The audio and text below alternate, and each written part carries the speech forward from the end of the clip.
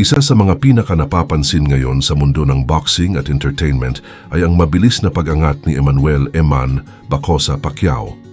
Hindi lang dahil sa kanyang apelyido, kundi dahil sa mismong galaw ng kanyang career, isang kombinasyon ng disiplina sa ring, karisma sa harap ng kamera, at sunod-sunod na oportunidad na tila kusang lumalapit sa kanya.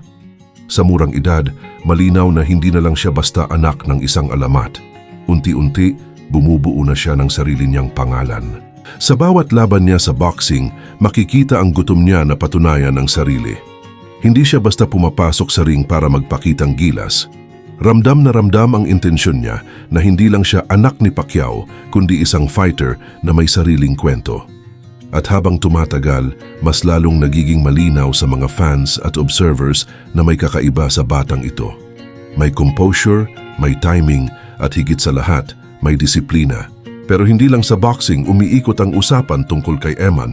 Pero bago tayo magpatuloy pa-like ng video at mag-subscribe sa aking channel, napakalaking tulong nito sa aming mga content creator.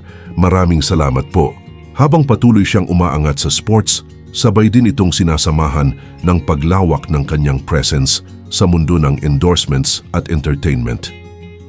Sa katunayan, sa early stage pa lang ng kanyang career, nakakuha na siya ng mga brand partnerships na karaniwang inaabot ng ilang taon bago makuha ng ibang atleta.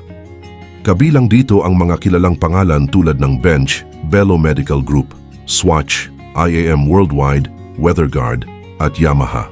Hindi ito basta simpleng listahan ng brands. Ibig sabihin nito, may nakikita ang mga kumpanyang ito sa kanya, isang potensyal na hindi lang pang boxing kundi pang mainstream appeal. Isang mukha na kayang magdala ng produkto, isang personalidad na kayang makakonek sa masa at isang kwento na kayang sundan ng mga tao. Sa industriya ng endorsements sa Pilipinas, hindi biro ang kita. Ang isang rising athlete o celebrity ay maaaring kumita ng mula 500,000 hanggang 3 milyong piso sa bawat deal. Depende pa ito sa haba ng kontrata, sa laki ng brand at sa lawak ng campaign. Ngayon, kung pagsasamahin ang mga brands na nauugnay kay Eman, hindi malayong umabot sa milyon-milyong piso ang kanyang kinikita kada taon at posibleng higit pa. At dito na nagsisimulang maging interesado ang marami. Magkano na nga ba talaga ang kinikita niya ngayon? At mas malaking tanong, posible kaya niyang maabot o kahit malampasan ang legacy ng kanyang ama na si Manny Pacquiao? Hindi madaling sagutin ang tanong na iyon. Pero bago tayo umabot doon, balikan muna natin kung paano nagsimulang lumawak ang mundo ni Eman. Noong November 19, 2025, isang malaking hakbang ang ginawa niya, ang pagpasok sa mundo ng showbiz. Opisyal siyang pumirma sa Sparkle GMA Artist Center, ang talent arm ng GMA Network. Para sa isang batang atleta, hindi ito basta dagdag exposure lang. Isa itong strategic move. Dahil sa showbiz, mas lumawak ang kanyang audience. Hindi na lang siya kilala ng boxing fans, unti-unti na rin siyang nakikilala ng general public. Lumabas siya sa iba't ibang programa kabilang ang Kapuso Mo Jessica Soho at Fast Talk with Boy Abunda. Sa bawat guesting, mas nakilala siya hindi lang bilang fighter, kundi bilang isang tao. Isang anak, isang kabataan at isang personalidad na may sariling boses. At dito nagsimulang mag-blend ang dalawang mundo, boxing at entertainment. Habang lumalakas ang kanyang presence sa media, kasabay nito ang pagtaas ng kanyang value bilang endorser. Mas maraming brand ang nagiging interesado, mas maraming opportunity ang dumarating, at mas lalong nagiging malinaw na ang kanyang career ay hindi lang umiikot sa iisang direksyon. Sa boxing naman, hindi rin siya nagpapahuli. Sa edad na 21, mayroon na siyang professional record na 8 panalo, 8 talo at 1 draw. 5 sa mga panalo niyang iyon ay knockout. Ibig sabihin, hindi lang siya nananalo, nagbibigay din siya ng excitement sa ring. Isa sa mga pinakatumatak na laban niya ay noong February 2026 sa Tagbilaran City, Bohol. Dito niya tinalo ang Indonesian fighter na si Reynold Kundimang sa pamamagitan ng 4th round stoppage matapos man-knockdown ang kalaban ng 5 beses. Hindi ito basta panalo lang, isa itong statement. Ipinakita niya ang control, ang composure at ang maturity na bihira sa isang batang fighter. Hindi siya nagmadali, hindi siya naging reckless. Pinili niyang tapusin ang laban sa tamang paraan.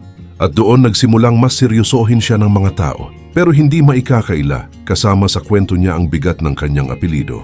Bilang anak ni Manny Pacquiao, hindi mawawala ang comparison. Sa bawat laban, may magtatanong. Sa bawat galaw, may maghuhusga. May mga naniniwala, pero meron ding nagdududa. Pero sa halip na magpa-pressure, tila ginamit niya ito bilang motivation. Sa bawat panalo niya, unti-unti niyang pinapatunayan na kaya niyang tumayo sa sarili niyang paa. Na hindi lang siya sumusunod sa yapak, gumagawa siya ng sarili niyang landas. At habang patuloy itong nangyayari, mas lalo ring tumataas ang kanyang market value. Ngayon, pag-usapan natin ang kita.